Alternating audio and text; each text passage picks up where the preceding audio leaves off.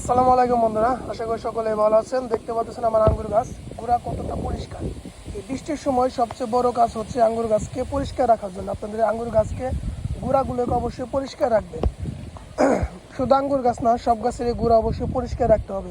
কারণ গোড়া যদি পরিষ্কার না থাকে, গোড়া যদি ভেজা থাকে, তাহলে সেই আঙ্গুর গাছে দেখবেন যে আবর্জনা হয়ে বা ঘাসের কারণে আপনার গাছে পানি জমে থাকবে, যে কারণে আপনার গাছটি নষ্ট হয়ে যাবে। আপনার গাছটি অতিরিক্ত ভেজার কারণে মারা যেতে পারে।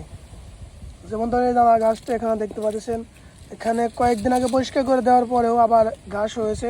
অবশ্যই এই গাছগুলোকে আপনার পরিষ্কার করে দিতে হবে। এই গাছগুলো পরিষ্কার করে দিতে হবে। এই গাছগুলো পরিষ্কার না করলে এই গাছগুলো খুবই দামিয়ে যাবে এবং অনেক বেশি পরিমাণ হয়ে যাবে। পরবর্তীতে একটা জিনিস খেয়াল করে দেখবেন যে আপনার আঙ্গুর গাছের গোড়াটা বেশিরভাগ ক্ষেত্রে ভেজা থাকতেছে। এই বেশিরভাগ ক্ষেত্রে ভেজা থাকার জন্য আপনার আঙ্গুর গাছে গোড়া পচন হবে, পচন হয়ে আপনার আঙ্গুর গাছটি নষ্ট হয়ে যাবে। এই জন্য অবশ্যই আপনার আঙ্গুর গাছকে পরিষ্কার পরিচ্ছন্ন রাখবেন বৃষ্টির সময়, যতটা পরিষ্কার রাখা যায়। এবং অপ্রয়োজনে যে পাতাগুলো আছে আঙ্গুর গাছে, সেগুলোকে অবশ্যই সেটে দেওয়ার চেষ্টা করবেন। গুঁড়ার যে বুড়া পাতাগুলো, সে পাতাগুলো সেটে দেওয়ার চেষ্টা করবেন। কারণ ওই পাতাগুলো আপনার আঙ্গুর গাছকে বড় হতে দেবে না, বেশি আপনার আঙ্গুর গাছের গ্রোথটাকে কমিয়ে ফেলবে। এই জন্য বুড়ো পাতাকে অবশ্যই আপনার সেটে দেবেন। যেমন আমার প্রত্যেক আঙ্গুর গাছের গুঁড়া দেখতে পাচ্ছেন আপনারা কতটা পরিষ্কার, একদম পরিষ্কার, এই যে একদম পরিষ্কার। তো অবশ্যই আঙ্গুর গাছের গুঁড়াগুলোকে পরিষ্কার রাখবেন, কারণ পরিষ্কার না রাখলে আপনার আঙ্গুর গাছ গুঁড়া পচে মারা যাবে।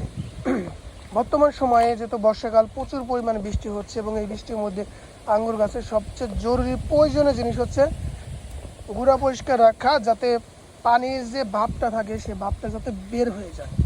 এই যে আঙ্গুর গাছটা দেখতে পাচ্ছেন কতটা ময়লা হয়েছে, এগুলোকে অবশ্যই পরিষ্কার করে দিতে হবে। আমি কয়েকদিন পর পরই পরিষ্কার করি, তারপরেও এই গুঁড়াগুলো এরকম হয়ে যায়। তো অবশ্যই এগুলোকে পরিষ্কার করে রাখতে হবে।